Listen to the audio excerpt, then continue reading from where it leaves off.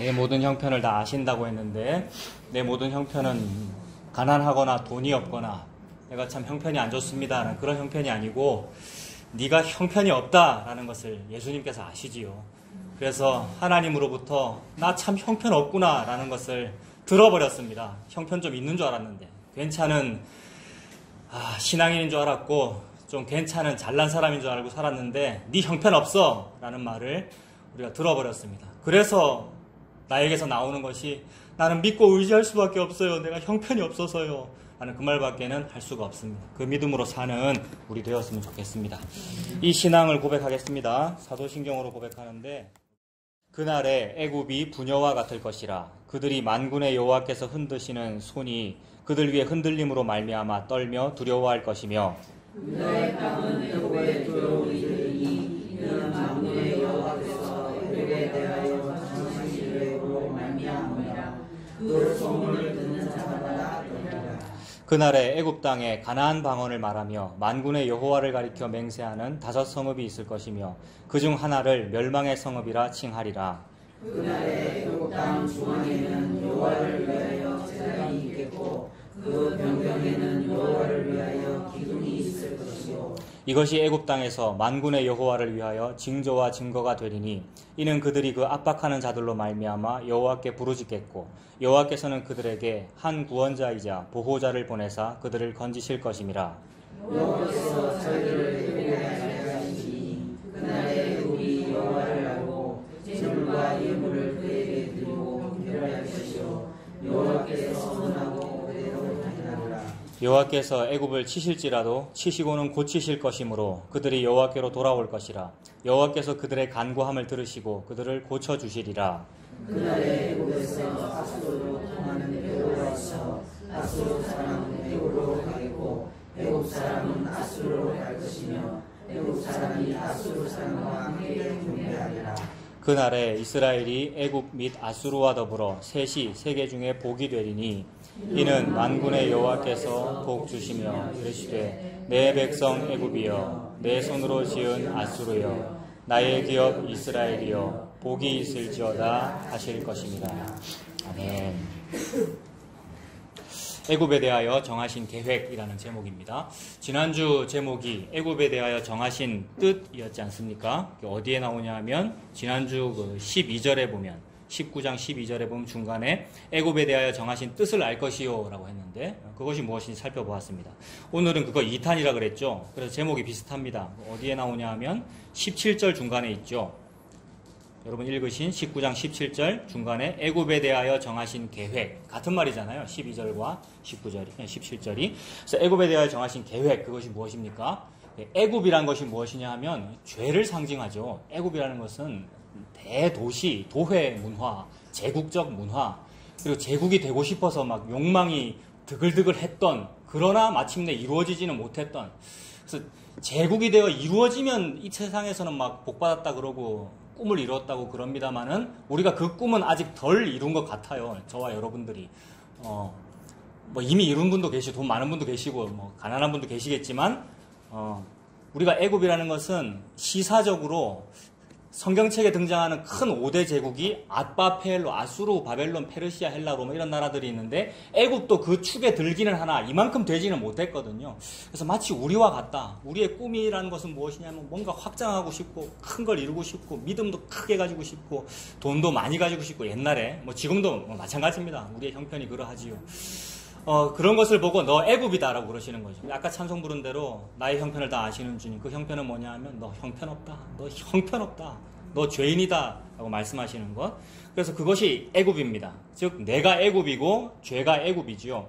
그래서 그 애굽에 살고 있는 애굽 사람인 나. 내가 지금 애굽에 종살이 하고 있는데 내가 그래서 나는 유대인이고 히브리 사람인데 내가 종살이 하고 있어요가 아니라 내가 거기 430년 살았으면 나는 거기 사람이란 말입니다. 내가 죄인으로 이 땅에 지금 살았으면 내가 그 나라 사람이란 말입니다. 내가 애굽 사람이죠. 그러니까 내가 히브리 사람이든 내가 한국 사람이든 내가 애굽 사람입니다. 그 애굽에 대하여 정하신 계획은 뭐냐 하면 그 애굽 속에 살고 있는 나 애굽 사람을 출애굽시키기 위해서 내가 되셔서 입애굽하시고 나를 품으시고 십자가에 죽으시고 나를 품으시고 출애굽하시는 것. 예수님께서 그렇게 하시는 것. 이것이 애굽에 대하여 정하신 계획입니다. 그러므로 죄인이 있는 그곳이 애굽입니다. 내가 살고 있는 거기가 애굽이죠. 내가 있는 그곳이 애굽입니다. 내가 없으면 거기가 죄가 없습니다. 내가 없으면. 내가 없으면 거기가 아름답습니다. 그래서 내가 한 번도 안 가본 거기는 아름다워요. 내가 한 번도 안 가본 거기가 어디냐면 우리나라에서는 DMZ예요. DMZ. 저는 비무장지대 한 번도 안 들어가 봤거든요. 내가 안 들어가니까 거기가 아름다워서 유엔에서 세계 뭡니까 평화 그다음에 자연 보존 지구 그렇게 되잖아요. 사람이 안 들어가면 아름답습니다. 시사적으로 그렇다는 말이죠. 자연적으로도 그래요. 죄인이 있는 그곳이 애굽이니까 내가 곧 애굽입니다.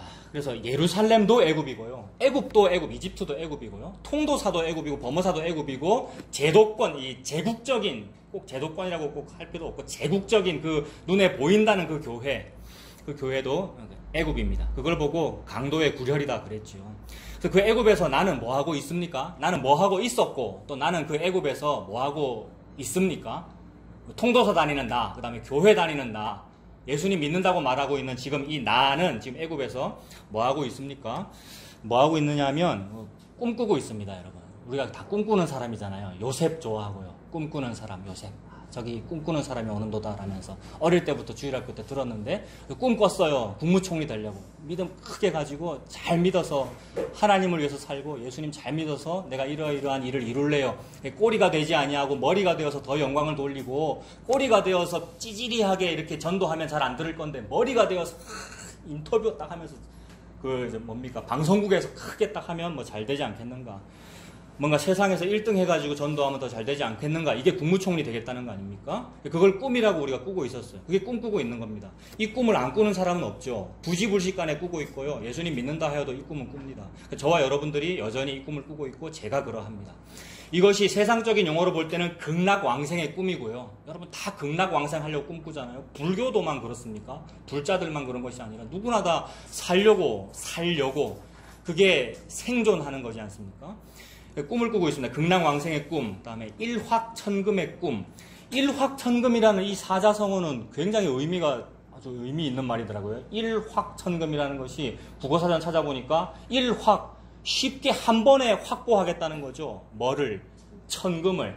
그러니까 큰 돈을 벌려면 크게 노력을 하고 노동을 많이 해야 겨우 큰 돈을 벌 수 있는 법인데 그게 싫다는 거죠. 우리 인류는. 그래서 일확을 하고 싶은 거죠. 쉽게 별로 노동 안 하고 일하지 아니하고 별로 노동한 것도 없이 큰 거를 얻고 싶다. 이게 꿈이에요. 이게 진짜 좋은 꿈입니다. 이런 꿈을 우리가 꿔야 돼요. 이 꿈을 꾸니라고 주식 투자를 하는 것이고 이 꿈을 꾸니라고 직장을 고르는 거잖아요, 여러분. 우리가 그렇게 골라야죠. 그래서 되도록이면 좀 돈 많이 버는 곳을 가고 싶고 그게 청년들의 꿈 아닙니까? 저 같아도 그렇게 하겠습니다. 저도 그렇게 했었고 이력서 많이 썼거든요, 옛날에 신학교 가기 전에 여기저기. 얘기 더 하면 또 간증이 나올 것 같아서. 간증은 전부 자기 자랑입니다, 여러분. 근데 꿈을 꿔요. 일확천금의 꿈, 불로장생의 꿈. 이것이 이제 시사적으로 말하면 그렇게 표현한다 그랬는데 종교적으로는 이제 교회를 확장하겠다, 하나님 나라를 확장하겠다는 꿈. 그다음에 제국적으로 복음화하겠다, 성시화하겠다는 꿈. 성시화 운동을 한다고 그 단체 문자가 지금도 저한테 계속 옵니다. 여러분들도 오지 않습니까, 여러분? 성시화 관련해서 막 교회 다니는 사람한테 문자 안 옵니까? 자꾸 물어보는데 나한테만 보내나 싶어 자꾸 물어보는 거예요. 안 와요. 그러시고. 아니면 카톡이나 이런 데서 뭐 정부가 어떻고 이런 문자 안 옵니까, 여러분? 오는 분도 계시고 안 오는 분도 계시죠. 아무튼 그래요. 이게 뭐냐면 다 꿈을 꾸고 있어요. 괜찮은 정부를 만들겠다고 꿈을 꾸고 있고요. 복음화 하겠다고 꿈을 꿉니다만 다 꿈입니다. 이게 지금 꿈꾸는 그것이 꿈속을 헤매는 거잖아요. 아까 우리 찬송 불렀잖아요. 나 어느 날 꿈속을 헤매며 어느 바닷가 거닐 때. 우리가 꿈을 꾸고 있습니다. 그 찬송가 작사하신 분은 이제 진짜로 시를 쓰신 거겠죠. 어느 날 꿈을 꿨는데 예수님이 갈릴리 오신 게 보였다, 이런 시를 쓰신 것일 텐데 제가 그렇게 적용을 해봅니다. 우리 인생이 꿈꾸는 거구나. 저와 여러분들이 다 꿈을 꾸고 있습니다. 근데 그 꿈이 헤매는 거예요. 막 헤매고 있는데 어느 바닷가를 거닐 그때에 뭐가 보였어요. 그때에 뭐가 보였다라는 것을 한번 적용을 해보세요. 어느 순간이 있잖아요. 그래서 어느 순간이 있다, 그때가 있다, 예수님 만난 순간이 있다라고 하면서 그날이 몇 월 며칠일까, 뭐 이런 걸 계산할 필요가 없고요. 나는 언제 거듭났는가, 언제 인격적으로 하나님을 만났습니까? 이거 의미 없습니다. 내가 하나님 언제 만났는지 내가 알 수도 있고 모를 수도 있고 의미 없는데 하나님이 말씀하시는 어떤 날이 있더라는 겁니다. 그때 그것을 저는 그 가사에다가 적용을 해보는 거예요. 어느 날 꿈꾸고 헤매고 있었는데 헛된 노래들을 부르며 세상 유행가 들으면 다 감동적이에요. 근데 꿈에 대한 얘기, 조용필 노래 뭐 이런 거 보면요. 어제도 그거 들었는데 바람의 노래 조용필 여러분 아십니까? 내가 아는 건 살아가는 방법뿐이야 여러분. 바람의 노래를 한번 듣고 싶은데 바람, 우하흐, 성령님 여러분 그 노래 들어 우리 사는데 너무 적용을 내가 비약했습니까? 근데 아는 것은 오직 사는 방법뿐이래요. 사는 게 뭐냐면 생존이잖아요. 이 꿈속에서 어떻게 바벨탑 더 지을까 그것뿐이래요. 근데 그 꿈속을 우리가 그래 헤매고 있어요. 그래서 세상 노래 우리가 불렀어요. 그런데 어느 날이 바닷가 거닐 때라 그랬어요. 그때가 언제냐면 16절입니다. 19장 16절. 그때가 그 날에예요. 구약의 그 날에, 특히 선지자가 그 날에라고 하면 여호와의 큰 날을 의미하지요. 그래서 유대인들은 여호와의 큰 날을 늘 기대했습니다. 빨리 그 날 안 옵니까? 우리나라로 치면 일제 36년 지내다가 그 날 안 옵니까? 그 날. 그래서 그날이 광복절 이런 거잖아요. 역사적이고 시사적으로 어떤 날이 있어요. 그래서 내가 너무 나는 보수 정부를 원하는데 진보 정부 이거 빨리 뒤집는 그 날, 총선해야 되고 대선해가지고 뒤집는 그 날, 이게 그 날이에요. 딱 사람들이 기다리는 어떤 날이 있단 말입니다. 근데 전부 자기 중심적으로 해석했죠. 우리 히브리 민족, 우리 나라가 해방되는 그 날, 아수르 무찌르고 바벨론 무찌르고 로마 무찌르고 해방되는 그 날, 이런 걸 그 날이라 그랬는데 선지자가 그 날인 것처럼, 그 날인 것처럼 말했어요. 그래서 1차적으로 문자적으로는 역사적인 어떤 날입니다. 그날에 애굽이라고 했으니까 애굽이라는 적대국이 강대국에게 망해가지고 한번 복수 한번 해주시는 날, 나의 원한을 신원해 주시는 그 날이 역사적으로 문자적으로는 그 날이긴 하다고요. 그러나 그걸로 다 설명되지 않더라는 겁니다. 그러면 애굽이 완전 멸망해야 되는데 그건 아니네요 라는 이상한 의문이 또 생기더라는 말입니다. 그 말은 하나님께서 일자적으로 문자적으로는 시사 역사적으로 몇 월 며칠을 할 수 있는 그 날을 말씀하시지만 궁극적으로는 하나님이 말씀하고 싶은 무언가 있다.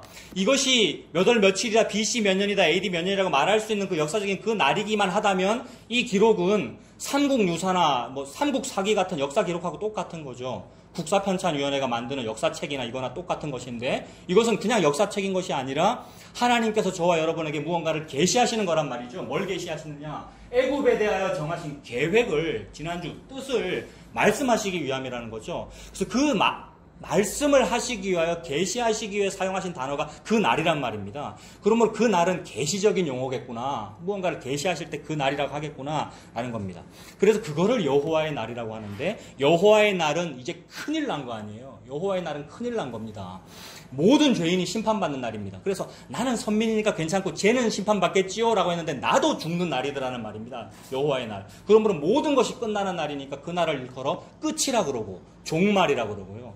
그래서 여호와의 날이 종말입니다. 그러니까 종말을 마지막 날이라고 그러고 재림을 기다릴 때 마지막 날을 기다린다 그러고 그 날이 몇 월 며칠인지 계산한다 그러고 막 그러고 있잖아요.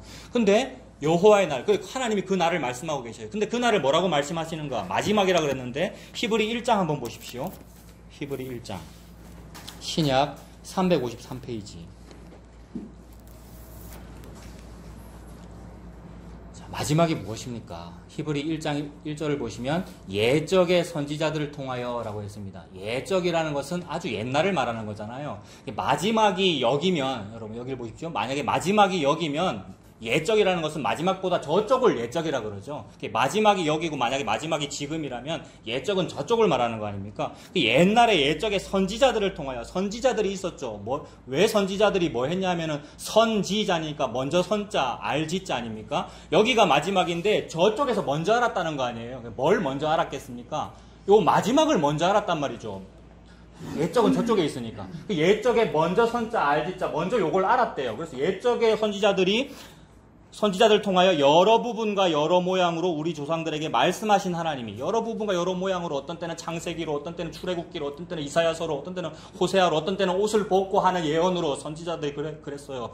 어떤 설교로 여러 부분과 여러 모양으로 우리 조상에게 말씀하신 하나님이 이 모든 날 마지막에는 이라 그랬습니다. 이 마지막이라고 하는 것이 구약에서 그렇게 자주 말하던 여호와의 큰 날, 마지막이 있어요. 언제까지 그렇게 살래요? 선지자들이 말했던 마지막이 있어 라고 말했던 그 마지막인데, 그 마지막이 왔다고 지금 히브리서 기자가 말하고 있습니다. 신약 기자가. 그래서 이 모든 날 마지막에는 아들을 통하여 우리에게 말씀하셨으니 라고 합니다. 그렇다면 아까 선지자가 먼저 선자 알지자라 그랬는데 먼저 알아가지고 열심히 여러 부분과 여러 모양으로 말했던 최종 결론이 궁극적으로 요 마지막에 나타났다는 말이고, 요 마지막에 아들을 통하여 말했다라고 했으니까 마지막의 주인공은 아들이 되는 거죠. 그래서 하나님의 아들은 예수님밖에 없죠. 하나님의 독생자 아들. 예수님을 통하여 우리에게 말씀하셨다. 1절도 선지자를 통하여 말씀했다 그랬고 2절도 말씀하고 있으니 말씀의 내용은 같습니다. 같은 걸 말씀하고 있는 거잖아요. 같은 걸 마지막은 곧 예수님이다라는 것을 같은 것을 지금 말씀했습니다. 말씀하셨으니 이 아들을 만유의 상속자로 세우시고 또 그로 말미암아 모든 세계를 지으셨느니라. 아, 마지막의 아들이 주인공이다. 마지막은 곧 아들이다라고 말씀하셨는데 이 아들을 통하여 이 모든 것을 만들었다고 또 그래버리셨어요. 그러니 전후가 아예 합쳐지는 것이고 시공간이 아예 합쳐지는 거지 않습니까? 그래서 그로 말미암아 모든 세계를 지으셨나. 이는 하나님의 영광의 광채시오. 아들이라 그랬는데 하나님의 영광의 광채래요. 그럼 아들이 하나님이구나. 아들을 보면 하나님이 보이는구나. 예수님이 하나님이구나 이 말씀이죠. 하나님의 영광의 광채시오. 그 본체의 형상이시라. 그의 능력의 말씀으로 만물을 붙드시며 무슨 일을 하셔요? 죄를 정결하게 하는 일을 하시는구나. 높은 곳에 계시는 지극히 크신 이의 우편에 앉으셨느니라. 아, 죄를 정결하게 하는 일을 하시는구나. 그것이 마지막에 벌어지는 일이구나. 마지막은 곧 예수 그리스도이고 예수님이 하나님이고 예수님이 처음이신 그분이 모든 것을 만드셨고 마지막에 드러내셨구나. 그래서 그 전에는 이 마지막이 되기 전에는 좀 몰랐어요. 물론 선지자가 먼저 알았지만 그 안다는 그것이 마치 거울을 보는 듯 희미해가지고 거울을 보는 듯 희미하다는 것은 무엇입니까? 옛날에 청동 거울이라서 금속 표면이라 열심히 닦아야 잘 보이지 그냥 봐서는 대충 잘 안 보인단 말입니다. 대충 안 보이는데 희미하게는 보여요. 그것이 마치 잘 안 보이는 것인데 그 아들을 통하여 나타났다는 말은 이제 마지막에 확실히 보여줬다는 말이죠. 자 봐라 맞잖아 라고 보여준 것이죠. 그래서 그 보여준다는 것은 청동 거울을 통하여 희미하게 보는 것이 아니라 얼굴과 얼굴을 맞대고 보는 듯이 보이더라는 거죠. 잡티 하나까지 다 보이더라. 생생하게 보이더라. 그래서 생생하게 보이라고 2000년 전에 무슨 일이 일어났느냐 하면 베들레헴 마구간에 예수님 태어났고 우리 귀에 들리는 소리로 응예하고 들렸고 그래서 우리가 핑계 못하잖아요. 왜냐하면 응예 소리를 들었단 말이에요. 여러분. 하늘의 별까지 보여줬단 말입니다. 무당들도 알았단 말입니다. 무당들 발람의 후예인 동방박사들, 무당들을 말하거든요. 무당들도 알았단 말이에요. 선지자들은 이미 알고 있었고요. 베들레헴에서 태어날 거예요. 다 알고 있었고요, 여러분. 제사장들도 알고 있었고요. 우리가 핑계치 못합니다. 저는 1900년대에 태어났는데 내가 언제 들었어요? 우리가 다 들었어요, 여러분. 아까 시공간이 싹 합쳐져 버렸잖아요. 그래서 핑계치 못합니다. 그 예수님이 드러났는데 드러났으면 드러난 그분을 믿으라는 얘기죠. 드러났음에도 불구하고 아닌데요. 드러났음에도 불구하고 안 믿는다라는 이 말은 내가 아직도 좀 괜찮다는 것을 믿는 겁니다.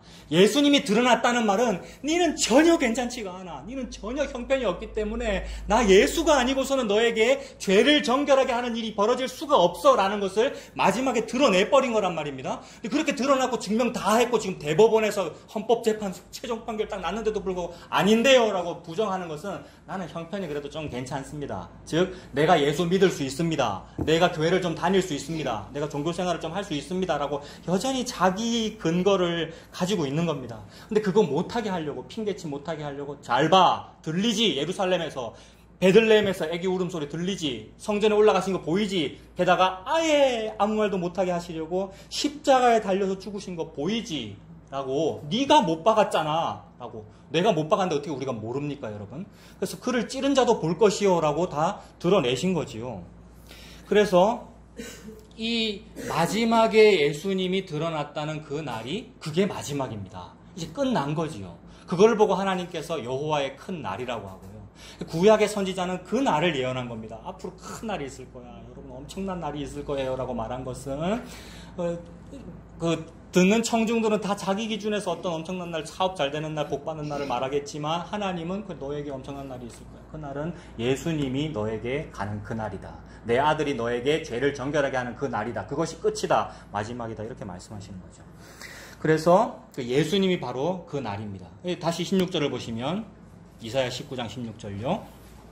그 날에 애굽이 부녀와 같을 것이다. 예수님이 죄인에게 등장하시면 즉 예수님은 영원 속에 계시는 분이신데 이 죄인 나라고 하는 사람은 이 역사 속에 있지 않습니까? 이 시공간에 영혼 속에 계시는 그분이 나라고 하는 죄 속에 들어오시면 이 애굽이 철옹성을 쌓고 피라미드를 쌓고 스핑크스 만들어서 나는 안 흔들릴 거야 라고 하고 있는데, 나는 아주 튼튼한 굳건한 남자가 될 거야 라고 하고 있는데 부녀와 같을 것이다 그랬습니다. 부녀와 같이 흔들린다는 말이죠. 부녀는 여자들을 말하잖아요. 힘 없는 사람, 남자에 비해서 상대적으로 힘 없는 사람을 의미하죠. 그래서 죄인이 예수님 앞에서 떨립니다. 그래서 화로다 나여 망하게 되었도다라고 하게 되고요. 자기가 죄인인 줄 알면 예수님 앞에서 저는 죄인입니다. 제발 저를 떠나주십시오라고 고백할 수밖에 없겠지요. 그래서 부녀와 같을 것이라 그들이 만군의 여호와께서 흔드시는 손이 그들 위에 흔들림으로 말미암아 떨며 두려워할 것이다라고 했습니다. 여호와께서 흔드시는 손이 우리 애굽 위에 보일 거래요. 나는 애굽이고 제국이고 죄인인데 그 죄인에게 여호와의 손이 나타나면 큰일 난 겁니다, 여러분. 이게 큰일이잖아요. 무슨 6.25나 무슨 나라적인 경제적인 무슨 위기나 이게 큰일이 아니고, 나는 죄인인데 죄인인 줄도 모르고 살고 있는데 나에게 여호와의 손이 벅 나타나 버리면 그게 큰일이란 말입니다. 이 날을 저와 여러분들이 이미 경험을 한 거예요, 여러분. 예수님을 믿는다는 것은 나는 죄인인데 지금 나에게 손이 나타나 버렸어요 라고 해서 나는 술 먹고 있는데 손이 나타나 버려가지고 술이 화들짝 깨어버리는 그 정도의 충격, 이 충격을 받았다는 것이 예수님 믿는다는 것인데, 우리가 싱숭생숭합니다. 이 충격을 받았는지 안 받았는지. 우리가 예수님 믿어진다는 것은 그런 거니까 한번 리마인드 해보셔요, 여러분. 예수님을 믿는다는 것은 내가 죄인이고 죄의 술을 막 벌컥벌컥 마시고 있는데 손이 벅 튀어나와 버려가지고 정신이 번쩍 들어버린 이런 상태. 그렇군요. 제가 죄인이었군요. 라고 회개가 나올 수밖에 없는 그런 상황이었습니다. 그래서 손이 나타났죠. 앗바라 그랬잖아요. 바벨론의 마지막 왕 벨사살이 애국보다 훨씬 거대한 제국을 이루어서 막 술 파티하고 있을 때 여호와의 손이 벽에 나타나가지고 메네메네 데겔 우바르신 써버렸습니다. 너 끝났다라는 말을 쓴 거잖아요. 저울에 달아보니 너는 너무 함량미달이라서 찢어버릴 거다.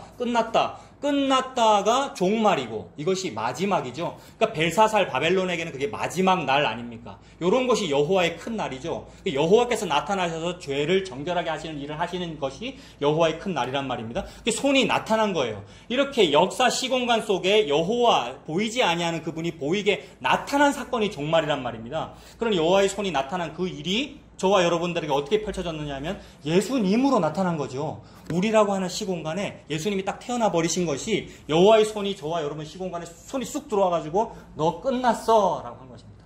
그러니 읽는 자는 깨달을진저, 이 설교를 듣는 자, 이 본문을 읽은 자는 깨달을진저, 손이 여러분에게 확 나타나 버렸어요. 예수님이요. 그러면 회개해야죠. 제가 잘못했습니다. 제가 나 믿고 살았는데 아니군요. 내가 이 정도로 죄인이니까, 죄인이라서 내 돈 믿고 살았고, 죄인이라서 보험을 들었고, 대책이 없으니까, 죄인이라서 대책 마련했는데 이것이 대책이 아니군요. 라면서 예수님 믿고 사는 우리가 되었습니다. 그 예수님 믿고 살아야 합니다. 그래서 손이 드러났다는 것이 바로 그 예수님이 드러난 것이죠.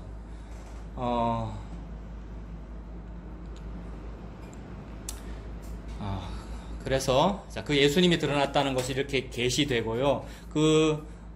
손이 나타났다, 여호와께서 개입하셨다라는 것이 들렸습니다. 그러면 17절에 그 소식이 들리니까 유다의 땅은 애굽의 두려움이 되리니 이는 만군의 여호와께서 애굽에 대하여 정하신 계획으로 말미암아 그 소문을 듣는 자마다 떨리라 이랬습니다. 애굽은 유다의 땅을 두려워하지 않습니다. 애굽은 유다의 땅을 두려워하는 것이 아니라 유다의 땅을 가증스럽게 여기죠. 애굽은 유다인을 가증스럽게 여깁니다. 여기서 유다도 뭐 죄인입니다만은 여기서 유다는 하나님의 선민을 의미하겠죠. 즉 하나님의 백성. 애굽은 죄는 하나님의 백성을 가증히 여긴다고요. 그래서 애굽 사람들이, 히브리 사람들이 이민 왔을 때, 야곱의 식구들이 이민 온 거잖아요. 그래서 왔을 때에 우리 애굽 사람들은 너희 히브리인들을 가증히 여기기 때문에, 특히 목축을 가증히 여기기 때문에 우리랑 가까이 살지 말고 저쪽 고센 땅에 가서 살아라 이랬지 않습니까? 그래서 그 목축만 가증히 여기는 것이 아니라 히브리 자체를 가증히 여긴단 말입니다. 이방인을. 근데 그 유다의 땅이 애굽에게 두려움이 됩니다. 그 이유가 이는 만군의 여호와께서 애굽에 대하여 정하신 계획으로 말미암으리라 그 소문을 듣는 자마다 떨리라 이랬습니다. 그래서 출애굽 당시에 실제로 그 소문을 듣는 자마다 떨었죠. 애굽도 부들부들 떨었고요. 하나님께서 바로를 강팍하게 하셔가지고 열재앙까지 견디고 홍해까지 쫓아왔습니다마는 백성들이 부들부들 떨었죠. 저거 보내자고. 그리고 이방의 모든 백성들이 두려워 떨었습니다. 두려워 떠는 그 소문이 어디까지 들렸죠, 여러분?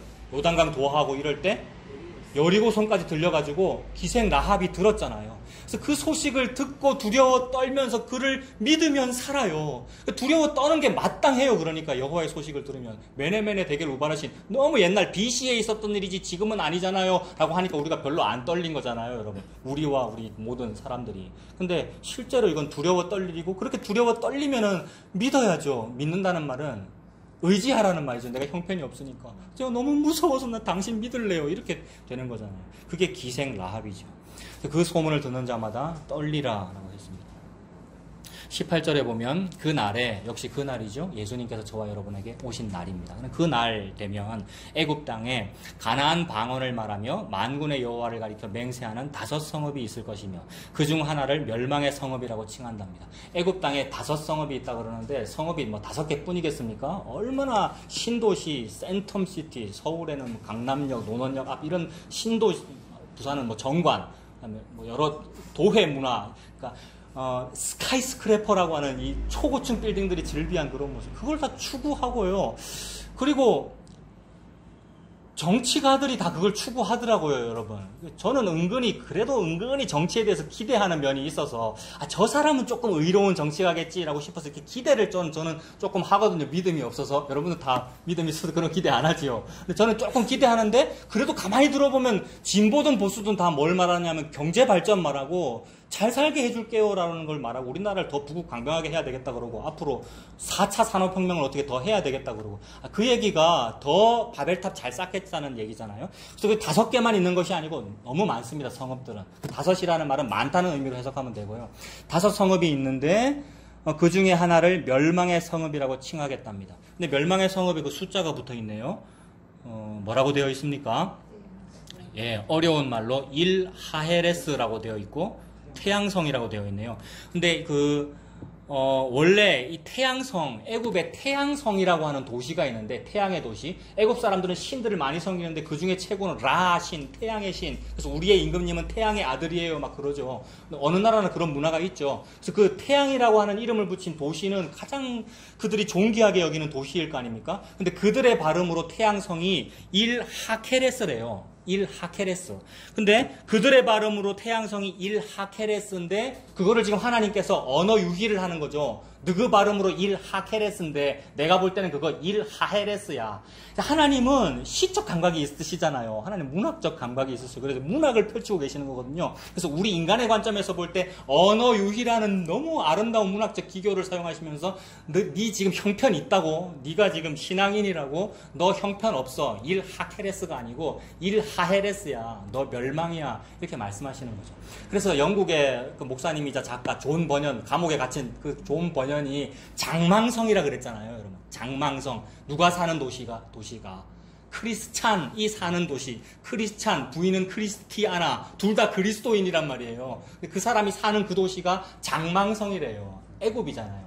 장망성, 장차 망할 성.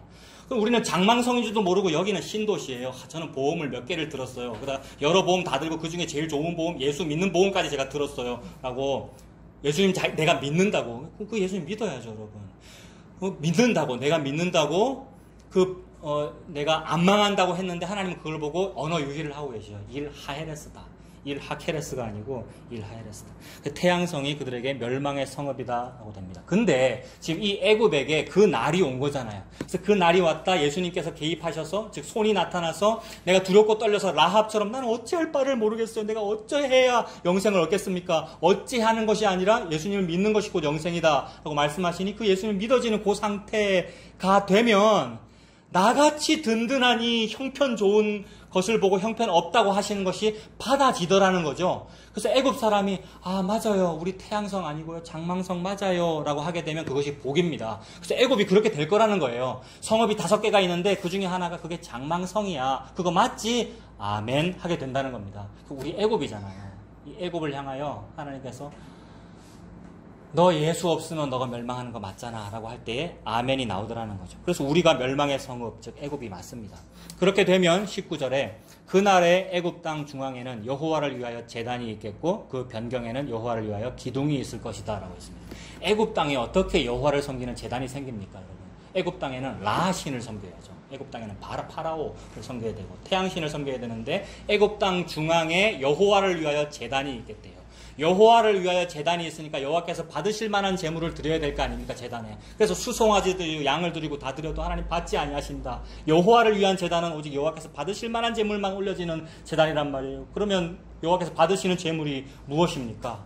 오직 예수님이죠. 그래서 애굽 땅 중앙에 예수님을 제물로 바치는 제단이 있다라는 말은, 예수님 제물 바치는 제단은 십자가이지요. 십자가에서 예수님이 죽으시고 제물로 하나님께 드려지는 거잖아요. 그래서 저와 여러분이 애굽인데 그 애굽 땅 중앙에 십자가가 찾아오면, 십자가는 고난으로 저와 여러분에게 찾아옵니다. 십자가는 아름다운 모습으로 찾아오지 않습니다. 너무 미련하고 더럽고 어리석고 싫고, 이거는 이 십자가는 싫고 나는 담임 목사님이 좋단 말이에요. 십자가와 담임 목사님은 같은 걸 얘기하는 것이 될 텐데 십자가는 싫고 교회가 좋단 말이에요. 그래서 제사장 믿고 레위인 믿었단 말이에요. 근데 십자가는 사마리아 사람의 모습을 찾아오더라. 너무 더럽고. 사마리아 사람이 뭡니까, 여러분? 그 당시에 사마리아 사람 이러면 그건 욕설이었거든요. 오늘날 사마리아 사람과 비슷한 이미지로 욕설이 뭐가 있느냐면 환향녀가 있죠. 환향녀라는 말은 원래 욕설 아닌데 환향, 고향으로 돌아온 여자라는 말이잖아요. 어디 갔다가 돌아온 겁니까? 병자호란이나 아니면 일본군 위안부나 그런 데 갔다가 돌아온 사람을 창녀로 취급하는 거잖아요. 성노예인데, 여러분. 그게 환향녀, 그게 욕이 됐지 않았습니까, 여러분? 마찬가지로 사마리아 사람이라는 것은 제국에 의하여 혼혈이 되었는데 그 사람들을 보고, 그러니까 제국에 의해 그렇게 된 거, 일제에 그렇게 된 거 마찬가지의 이미지란 말입니다. 그 사람들을 보고 저거 피가 섞였어. 율법에 섞이지 마라 그랬는데 저거 섞였어 라고 하면서 더러워하는 욕설에 해당하는 그것인데 그것으로 저와 여러분에게 다가오더라는 거예요. 즉 십자가로 다가오더라는 거죠. 그것이 여호와의 제단입니다. 그것만 여호와께서 받으시는 제단입니다. 감히 강대상을 보고 제단이라 그러고요. 내가 새벽 기도하고 가는 것을 보고 새벽 제단을 쌓는다 그러고요. 우리가 그게 어불성설이고 감히 하나님 받지 아니하시는 기도고 받지 않는 예배입니다. 하나님께서 오직 받으시는 예배는 무엇이냐 하면 상한 심령인데 그 상한 심령이라는 것은 내가 죄인인 것을 알아 예수님 아니면 안 돼요라는 것을 아는 것. 이걸 더 쉽게 말하면 하나님이 당신에게 예수님을 주는데 내가 예수님을 받는 것을 보고 예배를 드렸다라고 그러는 거죠. 그래서 이걸 더 줄이면 내가 예배를 받는 게 예배를 드리는 겁니다. 이게 신학적으로 이게 신성모독적인 표현인데 이게 맞단 말이에요. 내가 받는 게 예배를 드리는 거예요. 그래서 예수님께서 내가 너희를 섬기려고 이 땅에 왔다 라고 그러시는 거죠. 이것이 여호와의 큰 손이 나타난 날입니다. 예수님이 섬기러 온 거군요. 저는 예수님을 섬기려고 그랬는데요. 깨달아져가지고 부들부들 떨면서 저 당신에게 시집 갈래요가 된 거. 이게 라합입니다. 그러면 기생도 시집가요, 여러분. 환향녀잖아요, 라합이. 그런데도 유대인의 아내가 된다고요. 유대인 누구? 정탐꾼 살몬의 아내. 그게 예수님의 족보고 그 말은 내가 예수님의 아내가 된다 그 말입니다. 아내가 무슨 지참금을 많이 가져가야 뭐 어떻게 해야 남편이 받아들여 그게 아니고 너는 네가 죄인인 것을 알아라. 그 모습 자체로 받아들여 주시죠. 그래서 라합을 받는 것이고 모압 여인 룻에게 장가드는 것이고요, 보아스가. 그래서 그것만 하나님께서 받으실 만한 제물이 되고 그것이 제단입니다. 애굽 땅 중앙에 제단이 있다. 십자가죠. 십자가 저와 여러분 찾아왔습니다. 그 제단이 있겠고 그 변경에는 여호와를 위하여 기둥이 있을 것이요. 기둥과 제단은 지금 여기서 둘 다 과거의 의미로 종교적인 의미가 있네요. 주상 기둥을 세우고 어떤 시설이 있고 제단이 있다. 그런데 둘 다 여호와를 위하여래요. 그러니까 여호와께서 받으실 만한 기둥과 여호와께서 받으실 만한 제단은 십자가이지요, 여러분. 기둥은 십자가이지요. 그래서 여호와께서 받으시고 여호와께서 의미를 두시는 건물, 기둥, 교회당 건물이 아니고 그것은 십자가입니다. 애굽 땅에 즉 저와 여러분에게 이 십자가가 있으면 이것이 가장 큰 복을 받은 것이죠. 20절에 이것이 애굽 땅에서 만군의 여호와를 위하여 징조와 증거가 되리니 여호와를 위한 징조와 증거 뭐겠습니까, 여러분? 내가 열심히 기도하고 꿈을 꾸고 비전을 품었더니 내가 이런 징조를 봤어요라고 하는 건 여호와를 위한 징조와 증거가 아니고 나를 위한 징조와 증거입니다. 또는 우리 교회를 위한 징조와 증거입니다. 목사님 제가 꿈을 꿨는데 여기를 신축 건물을 하면 밑에 온천수가 터지고요. 뭐가 보여요. 이 징조를 본 사람이 많고요. 이런 거 본 적 없습니까? 이런 걸 징조와 증거라고 그러는데 이런 징조와 증거는 나를 위한 징조와 증거라고요. 그래서 돈 벌고 싶은 거잖아요. 그 교회를 위한 징조와 증거고요. 그래서 온천수 터지면 큰 돈을 벌겠죠, 여러분. 돈을 많이 벌고. 자기를 위한, 돈을 위한 징조와 증거인데, 여호와를 위한 징조와 증거는 십자가입니다. 여호와를 위하여 징조와 증거가 되리니, 예수님의 십자가가 징조와 증거입니다. 징조라는 말은 그거를 보면 뭘 안다는 말이죠. 그래서 예수님을 보면 하나님을 압니다.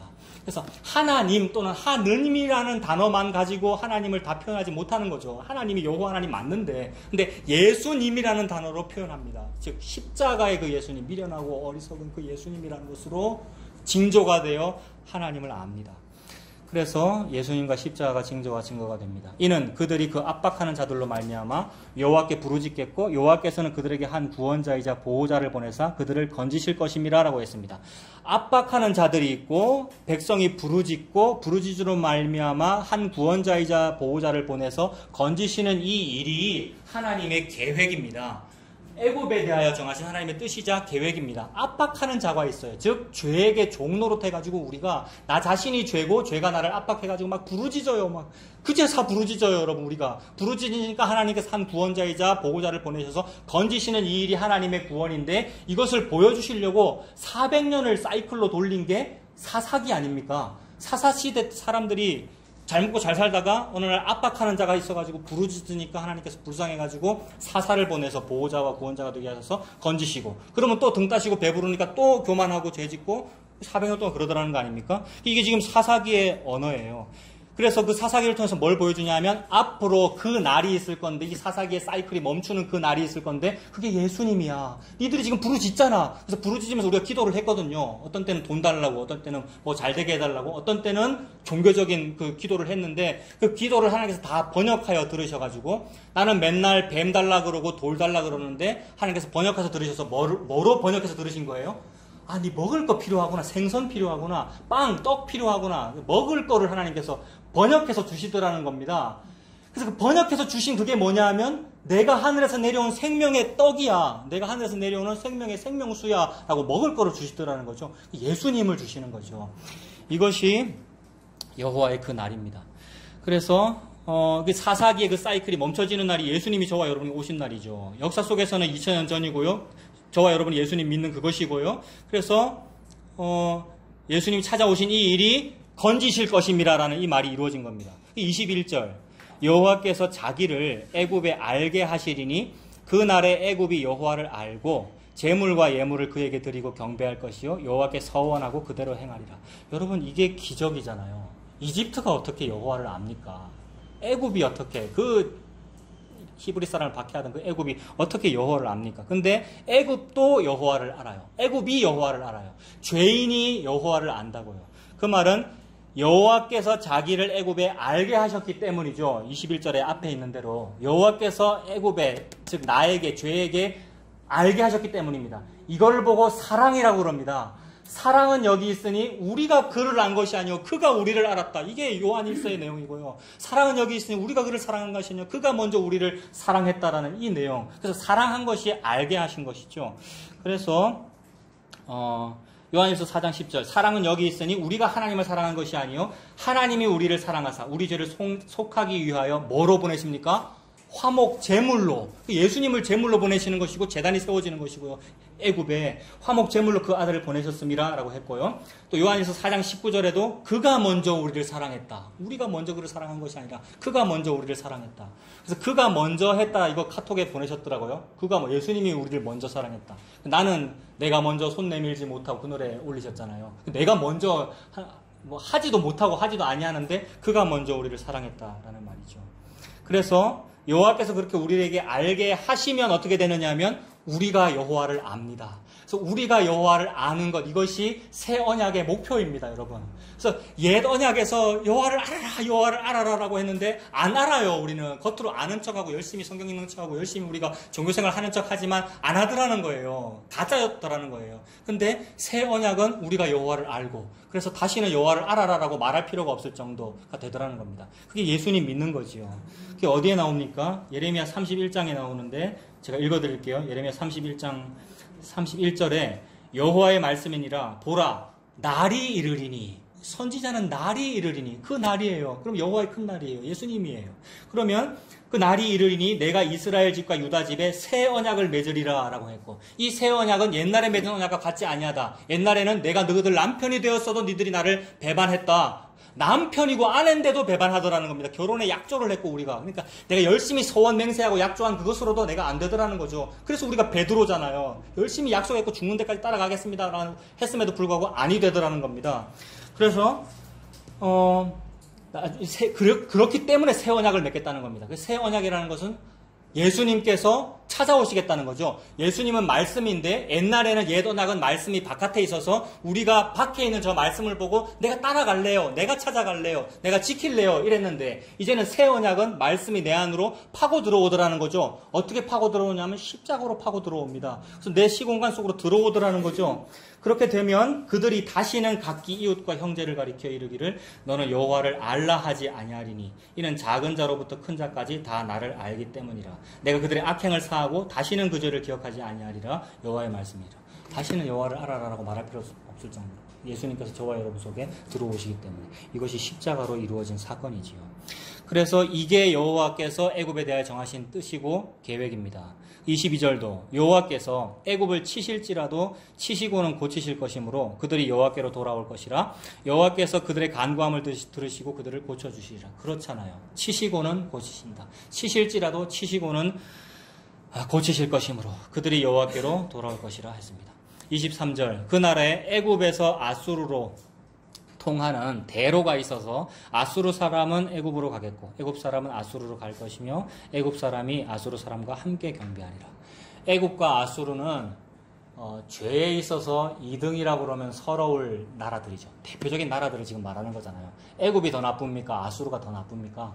서로 죄를 얼마나 잘 지으면, 이렇게 죄를 지어도 봐 우리가 안 망하잖아. 이게 교만이지 않습니까? 이렇게 죄를 지으면서도 점점 경제는 부흥하는, 그게 아수르와 애굽이란 말이에요. 그런데 이 애굽과 아수르를 지금 하나님이 내 백성 삼겠다는 얘기를 지금 하고 계시는 거예요. 즉 죄인을 내 백성 삼겠다는 것이고 죄인을 부르러 왔다는 거죠. 그래서 죄에 있어서 2등이라면 서러울 사람들, 즉 그게 뭐냐 하면 나는 죄인 중에 괴수입니다라고 하는 그 사람을 지금 부르겠다는 거잖아요. 그래서 죄인 중에 괴수입니다라고 하는 그 사람을 불러서 부르니까 그 사람이 저는 죄인 중에 괴수예요 라고 그러는 겁니다. 그래서 그렇게 되는 사람들은 말이 통해요. 그래서 누구랑 말이 통하는 거냐면 일단 예수님하고 말이 통한다고요. 예수님 내가 죄인을 부르러 왔다라고 했을 때 말이 안 통하면 나는 의인인데요, 나는 안 부르는 거네요, 이렇게 되고요. 내가 죄인이면 저를 부르시는군요, 어찌 저와 같은 것을 부르십니까? 저는 지금 퇴근 시간 다 되도록 부름을 못 받은 포도원 품꾼인데요 라고 하고 있는데 불러서 의인 삼다라는 거죠. 그러면 통해요. 통하는 대로가 있다라고 하는데 대로는 넓은 길이잖아요. 여러 넓은 길 많습니다만은 뭐가 의미 있는 넓은 길이겠습니까? 성경에서 말하는 의미 있는 넓은 길은 시온의 대로 같은 게 의미 있는 넓은 길이죠, 여러분. 시온의 대로는 예수 그리스도와 통하는 대로입니다. 예수님과 통한다는 것은 죄인을 구원하러 왔다, 병자에게, 환자에게 의원이 필요하다라는 요 말이 통하는 것, 이게 방언이 통하는 겁니다. 근데 이게 안 통하면 서로 다른 말 하죠. 그래서 바벨탑이 결국 무너지는 것이고요. 언어가 혼잡하게 되는 것이고. 근데 이 언어가 혼잡하게 되는 것이 언제 통하게 되느냐 하면 예수님께서 십자가에 죽으시고 성령님을 부어주시니까, 성령님을 부어주신다는 것이 가시적으로 드러난 사건이 오순절이고, 오순절에 성령님께서 찾아오시니까 말이 통하더라는 겁니다. 난곳 방언으로 들리고. 외국어를 쓰는 사람들인데 서로 통한다. 애굽과 아수르가 말이 다른데 서로 통한다. 죄인들끼리 통해가지고 우리의 형편은 없는데 우리의 살 길은 예수님밖에 없구나라고 죄인들끼리 말하더라는 거죠. 그래서 그렇게 죄인들끼리 서로 통해가지고 말하고 있는 고기를 보고 교회라 그러고요. 그러니까 죄인의 모임이네요, 그러니까. 그래서 서로 통합니다. 통하는 대로가 있어 아수르 사람은 애굽으로, 애굽 사람은 아수르로 이렇게 통하게 됩니다. 함께 경배하네요, 하나님을. 이것이 오순절의 모습이죠. 여기 사람 저기 사람이 함께 모여와가지고 함께 예루살렘에서 하나님을 경배하는 거잖아요.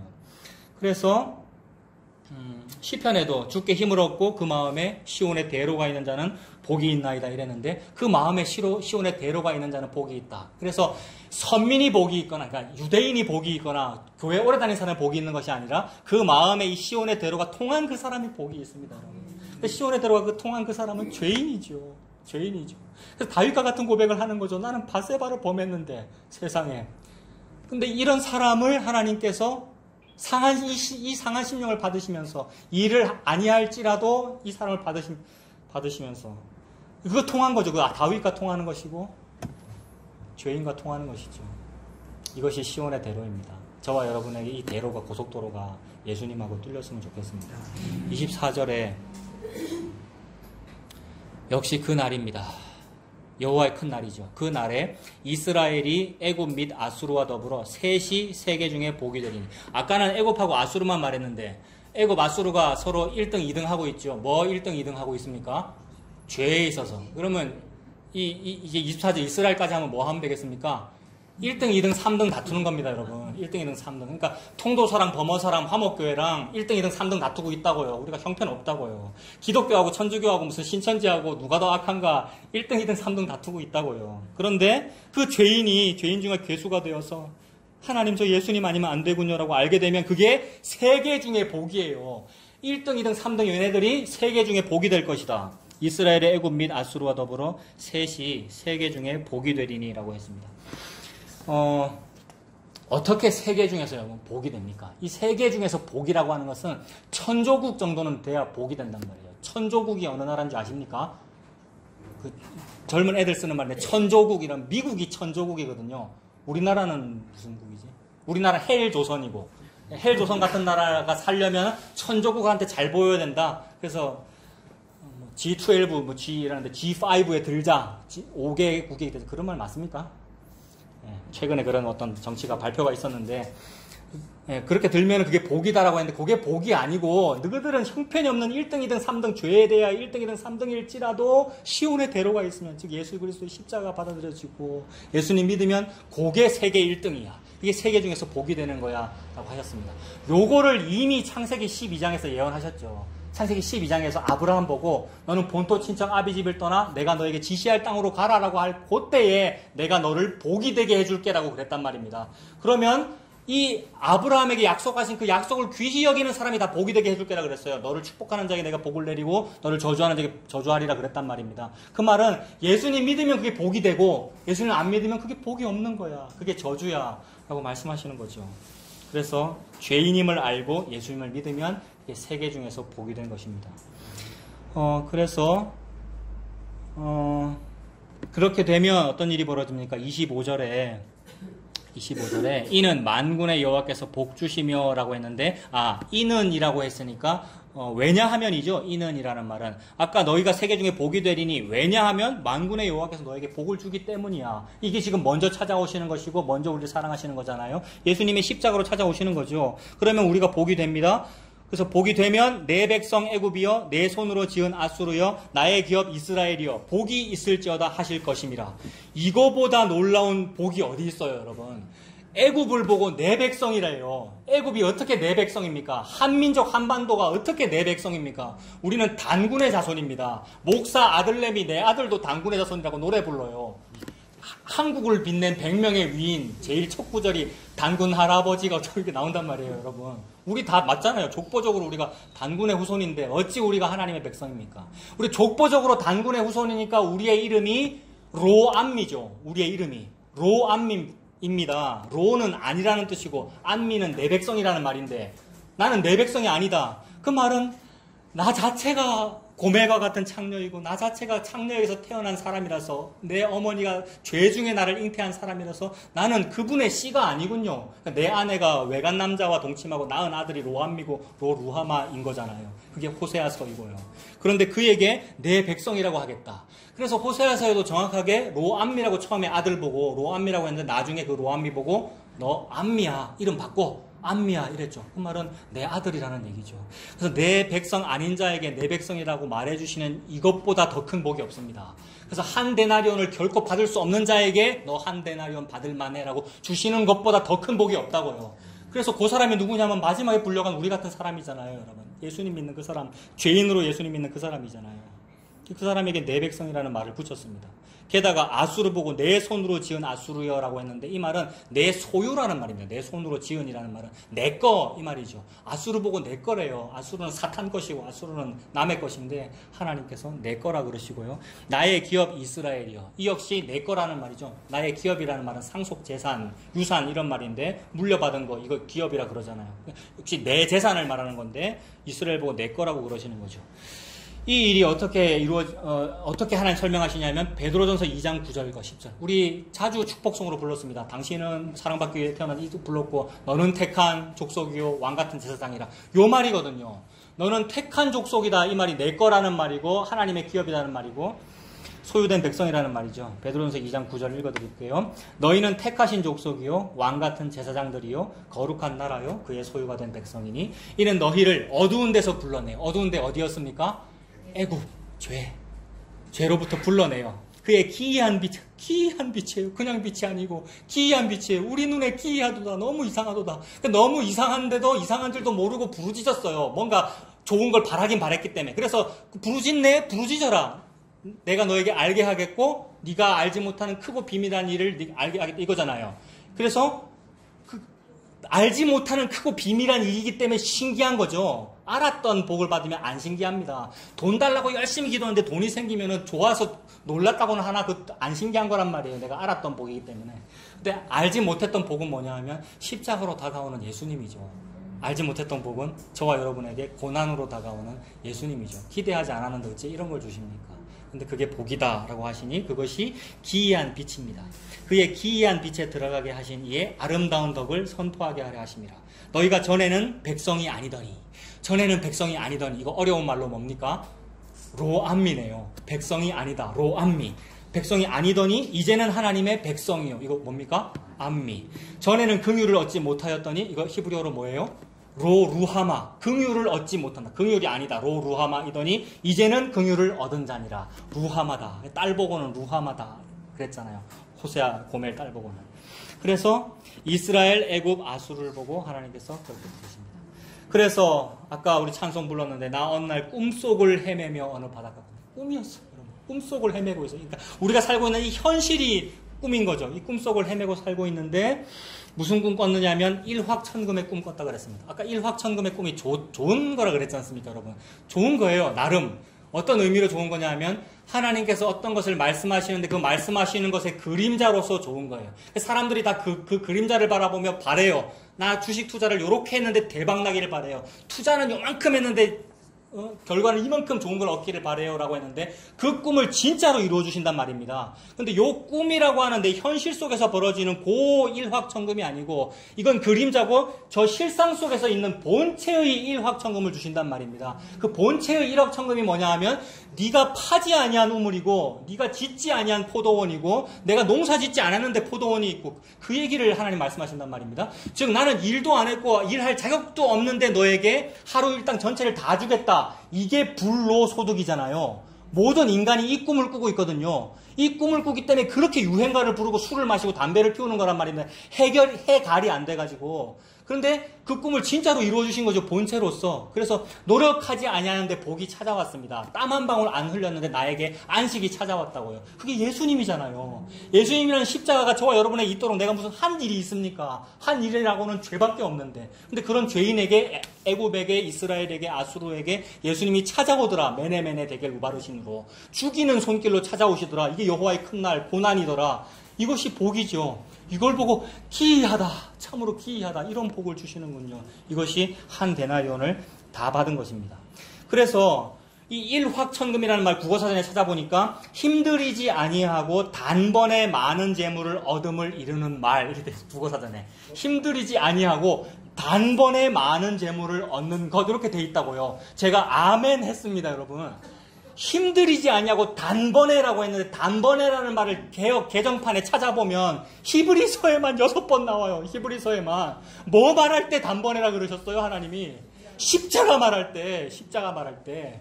그래서 종교는 단번에 아니고 매번 해요. 매번 종교는 매 주일마다 종교고 매 주일마다 새벽 기도마다 여러분 월상마다 절기마다 그게 종교고 통도사가 범어사가 하고 있고 교회가 그걸 하고 있단 말이에요. 기독교가. 그거는 하나님을 만홀히 여기는 거란 말이에요. 예수님은 단번에래요. 단번에. 그래서 너희들이 맨날 일확천금 때문에 그렇게 교회를 다녔고 일확천금 때문에 그렇게 종교를 믿었는데 봐라 이게 진짜 일확천금이잖아 라고 하면서 국어사전에까지 단번에라고 써가지고 주신 그것이 히브리서의 그 예수님. 내가 지금 하는 말은 다른 말이 아니요. 이러한 대제사장이 우리에게 있다는 말을 지금 하고 있습니다, 여러분. 사도 바울이 그런 의도로 말하는 거잖아요. 그래서 단번에가 그거구나. 일확천금이 그거구나. 그래서 구약성경에서부터 이미 그 말씀을 하셨구나. 일확천금을 말씀하셨구나. 그게 뭐냐 하면 네가 신명기 6장 11절 네가 채우지 아니한 아름다운 물건이 가득한 집을 얻는데요. 집 지으려고. 어제 저 건축 박람회 갔다 왔는데 어저께 그 해운대 백스코에 그 뭐 박람회 하더라고요. 구경 갔다 왔는데 그 집 짓는 얘기거든요. 거기서 또 놀라운 말씀을 발견했습니다. 플랜카드에 주님이 만족하실 때까지 이렇게 건축을 해드리겠습니다. 적혀 있는데 이게 플랜카드가 살짝 이렇게 접혔더라고요. 건축 주님이 만족하실 때까지 진짜 옛날 어떤 교회 건설하는 회사인 줄 알았어요. 근데 그거예요. 잘 짓고 잘 짓세 그러는 거잖아요. 잘 짓고 잘 짓세. 근데 그 집이 뭐냐 하면 내가 짓는 것이 아니고 네가 나를 위해서 성전을 지어주는 것이 아니라 내가 너를 위해서 집을 지어주는 것이다. 다윗한테 그랬어요. 하나님께서. 집을 지어주겠다는 거예요. 그 집은 예수님이 머리 되신 그 교회를 의미하고 예수님의 처소를 의미하니까 교회인 우리를 의미하고 예수님을 의미합니다. 예수님이 집이에요. 예수님이라는 집은 예수님이 짓습니다. 하나님 나라가 집이에요. 하나님 나라라는 집은 예수님이 짓습니다. 그래서 네가 짓지 아니한 아름다운 물건이 가득한 집을 너에게 내가 주겠다 이 말이죠. 집을 얻게 하시며 네가 파지 아니한 우물을 차지하게 하시며 네가 심지 아니한 포도원과 감람나무를 차지하게 하셔서 배부르게 하시겠답니다. 뭘 어떻게 해야 배가 부릅니까? 오병이어를 많이 먹어야 배가 부른 것이 이거는 먹어도 또 화장실 가야 되고 또 배가 고프게 되는데 하나님은 오병이어 주시고 나서 예수님 뭐라 그러시냐면 내가 생명의 떡이다 라고 말씀하시는 거죠. 그래서 이 모든 것을 이렇게 일확천금을 주시겠다. 즉 불로소득, 거룩한 불로소득에 해당하는 것이 됩니다. 그래서 여기서 또 많은 사람들이 오해하기도 하죠. 일을 안 하는 거네요. 뭘 하지 말라는 얘기네요. 노동을 하지 말라는 얘기네요. 라고 가게 되는데 그것은 오해한 것입니다. 그래서 말씀에 로마서 4장에 일을 아니할지라도 경건하지 아니한 자를 의롭다 하시는 이를 믿는 자에게는 그의 믿음을 의로 여기신다라고 했는데 여기서 우리가 내가 좋아하는 것만 받아들이기 때문이에요. 오해하는 이유는 일을 아니할지라도 라고 적혀 있으니까 일을 하지 말라는 말이구나. 복음이라고 전하는 저 설교는 뭘 하지 말라는 말이구나. 교회생활이라든지 헌금이라든지 주일 성수를 하지 말라는 말이구나 라고 받아들이는 거는 주일날 교회 가기 싫기 때문에 그렇게 받아들이는 거라고요. 우리는 가난한 성도 되기를 원해요. 여러분 우리가 고상해서 그러는 것이 아니라 귀찮거든요. 여러분 괜히 귀찮으면서 말씀을 그렇게 적용하는 거예요. 근데 여기서 일을 아니할지라도 라는 말은 무슨 일을 하지 말라는 것이 아니라 일을 아니한다 이 말의 의미는 죽어 있다 이 말입니다. 첫째 사망으로 이미 죽어 있다라는 것을 보고 누가 일을 안 한다 이 말이에요. 그러니까 이미 일을 안 하고 있고 이미 죽어 있는 사람이 마치 내가 지금까지는 일을 좀 했는데 앞으로 내가 안 할까? 말씀에 그리 돼 있네 라고 하는 것이 오해이며 지죄란 말입니다. 일을 아니할지라도라는 말은 이미 일을 안 하고 있다. 일을 아니할지라도를 언제 발견한 거예요? 이미 밧세바를 범하고 나서 발견하는 거죠. 이미 일을 안 했죠. 이미 좋은 일을 안 했다고요. 그러니까 이미 죄를 지었다라는 것이죠. 이미 죄 지은 사람이 뭐냐면 모든 사람이죠. 그게 첫째 사망으로 죽어 있는 모든 사람이잖아요. 이 첫째 사망으로 죽어 있는 모든 사람에게 예수님께서 찾아오시는 것이죠. 이것이 애굽이 받은 복이고 저와 여러분들이 받은 복입니다. 그러면 25절 다시 보겠습니다. 이 복을 받았으니까 이 복에 대해서 하나님이 이는 만군의 여호와께서 복 주시며 이르시되 내 백성 애굽아 내 백성 성도여 나의 아내여 나의 교회여 내 손으로 지은 아수르여 나의 기업 이스라엘이여 복이 있을지어다 하실 것입니다. 하나님께서 복이 있을지어다라고 했습니다. 이 복, 즉 예수님, 그 예수님 믿고 사는 저와 여러분들 다 되시길 바랍니다. 기도하겠습니다. 하나님 아버지, 모든 성경으로 하나님께서 말씀하시는 것은 예수님과 그 십자가이신 줄로 믿습니다. 그 십자가가 나에게 찾아와서 예수님을 주시니 그 은혜를 감사합니다. 이것이 하나님께서 나에게 말씀하시고자 하셨던 복인 줄로 믿습니다. 이 복 예수님 믿고 살아가는 우리가 되도록 인도하여 주시옵소서. 예수님 이름으로 기도합니다. 아멘.